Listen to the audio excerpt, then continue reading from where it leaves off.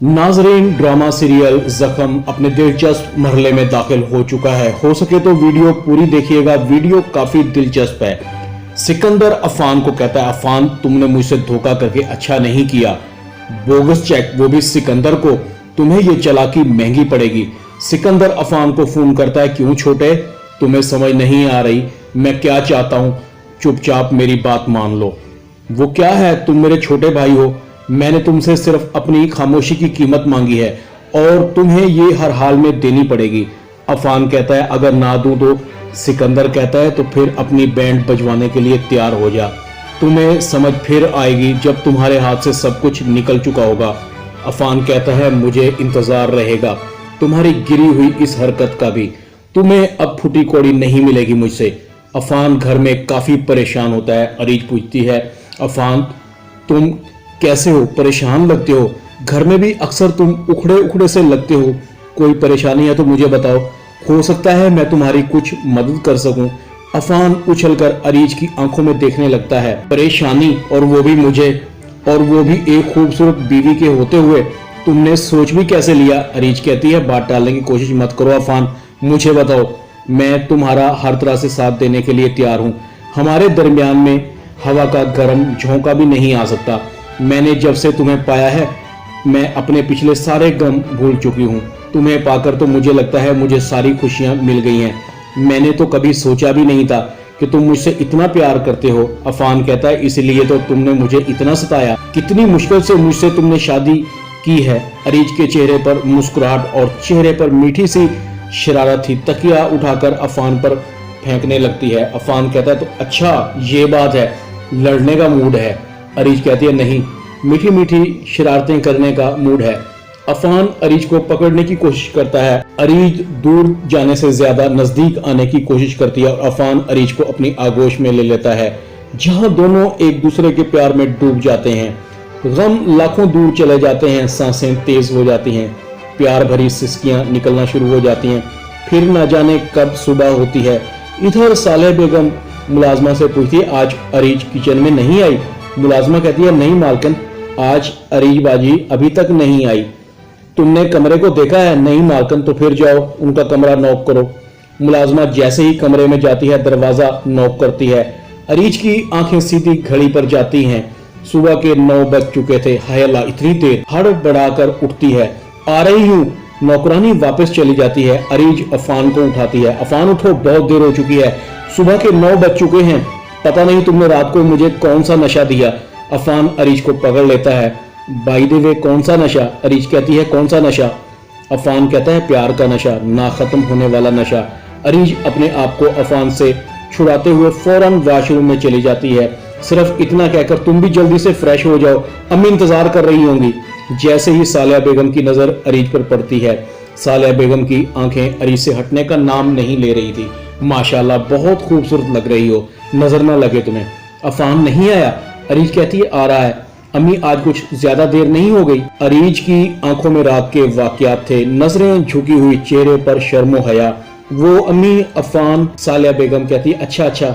चेहरे पर मुस्कुराहट होती है। अरीज घबरा जाती है। सालिया बेगम अरीज को कहती है, जब से तुम आई हो अफान बिल्कुल बदल गया है, तुम्हारे साथ बहुत खुश है। मुझे तो ऐसी ही बहू चाहिए थी जो अफान के चेहरे पर मुस्कुराहट ला सके।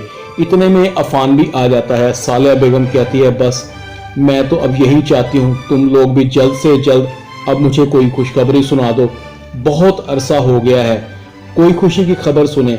अरीज और अफान एक दूसरे की तरफ देखकर मुस्कुरा रहे थे, जैसे दिल ही दिल में कह रहे हो, जब इतनी देर तक सोएंगे तो पकड़े भी जाएंगे। इतने में सिकंदर के फोन की घंटी बजती है। क्यों छोटे, बहुत मजे कर रहा है, फिर तुमने क्या सोचा? अफान फौरन फोन बंद कर देता है। सिकंदर कहता है, अफान मुझसे लड़ाई तुम्हें बहुत महंगी पड़ेगी। सिकंदर को फौरन अरीज का ख्याल आता है। मुझे लगता है अफान अरीज को पाकर बहुत सरफिरा हो गया है। ये अरीज का कमाल है, बड़ी सरफिरी लड़की थी। सिकंदर अमजद को बुलाता है। ये तस्वीर है। अमजद कहता है, सिकंदर भाई, ये तो एक बच्चे की तस्वीर है। सिकंदर कहता है, हाँ, ये बच्चा बड़े काम का है, अरीज का भतीजा है, इसे जैसे ही स्कूल की छुट्टी हो फौरन उठा लाओ। लगता है अब घी टेढ़ी उंगलियां करके निकालना पड़ेगा। इधर राफिया वकार को फोन करती है। वकार, अभी तक अहमद स्कूल से वापस नहीं आया, छुट्टी हुई को 2 घंटे से ज्यादा गुजर चुके हैं, मेरी तो अपने बेटे की जुदाई से जान निकलती जा रही है, पता करो। राफिया अरीज को भी फोन करती है। राफिया रो रही होती है। अरीज कहती है, भाभी आप रो रही हैं, क्या हुआ? राफिया कहती है, वो अहमद। अरीज कहती है, वो अहमद को क्या हुआ? अभी तक स्कूल से घर नहीं पहुंचा, मुझे लगता है उसे किसी ने अगवा कर लिया है। अरीज कहती है, भाभी आप परेशान ना हो, मैं आ रही हूँ। वकार टहल रहा था। अहमद का अभी तक कुछ भी पता नहीं चला, मैंने पुलिस को भी इतला कर दी है। अफान और अरीज भी पहुंच जाते हैं। वकार कहता है, मुझे तो लगता है कि ये सब किया धरा सिकंदर का है। राफिया कहती है, कुछ भी करें, मुझे मेरा बच्चा ला दें। जब से अरीज हमारी जिंदगी में आई है, हमारी तो मुश्किलात बढ़ रही हैं। अफान का माथा ठनकता है, इसे सब कुछ समझ आ जाता है। सिकंदर को फोन करता है, ये क्या ओछी हरकत की है? सिकंदर कहता है, अब मैंने क्या कर दिया? अफान कहता है, तुम्हारी दुश्मनी मुझसे है, मुझसे लड़ो, चुपचाप बच्चा वापस कर दो वरना अच्छा नहीं होगा। सिकंदर कहता है, अरे छोटे जरा सब्र से, तुम तो अभी से आपे से बाहर हो गए हो, समझदारी से काम लो।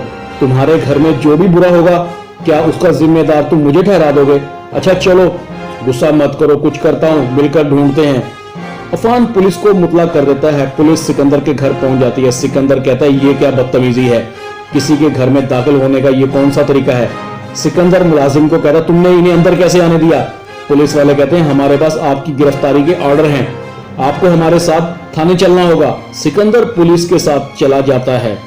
अफान कहता है, ये तुमने बहुत ओछी हरकत की थी, तुम्हें इसका खमियाजा भुगतना पड़ेगा, मगर डरो उस वक्त से जब तुम्हारी फरियाद सुनने वाला कोई ना होगा। सिकंदर कहता है, छोटे तुमने मुझसे पंगा लेकर अच्छा नहीं किया, मैं तुम्हें बर्बाद करके रहूंगा, अरीज को भी बता दूंगा कि मैं तुम्हारा बड़ा भाई हूं। अफान कहता है, तुम क्या बता दोगे? मैं खुद ही अरीज को बता दूंगा, मगर तुम अब हमारी जिंदगी से दूर रहो। जिस घर पर तुम अपना हक जिताते हो उस घर से तुम्हारा कोई हिस्सा नहीं है, तुम अपना हिस्सा मुकम्मल ले चुके हो। इधर एमन की कारस्तानियां भी जारी हैं। वो अरीज को वर्गलाने का कोई मौका नहीं जाने दे रही, चाहती है कि किसी भी तरह अरीज और अफान के दरमियान गलतफहमियां पैदा की जाएं। एमन कहती है, अरीज तुम्हें पता है आजकल अफान कितना परेशान है, उसकी कंपनी का डेटा चुरा लिया गया है। अरीज कहती है, तुम्हें कैसे पता चला? एमन कहती है, मुझे अफान ने खुद बताया था, तुम्हें नहीं बताया? और मम्मी को भी देखो, अपने दूसरे बेटे को लेकर कितनी परेशान है, कल तो दूसरे एल्बम को देख रही थी जिसमें उनके बड़े बेटे की तस्वीरें थी, जिनमें मैं भी अफान के साथ मौजूद हूँ। अरीज दिल ही दिल में सोचती है, हैरत है, ना तो अफान ने मुझे बताया और फिर अम्मी तो कह रही थी कि कोई दूसरा एल्बम है ही नहीं।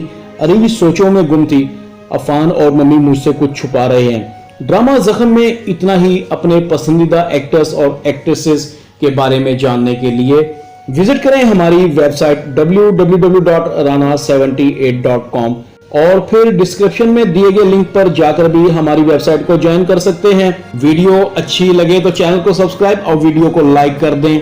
अपना ख्याल रखिएगा। अल्लाह हाफिज।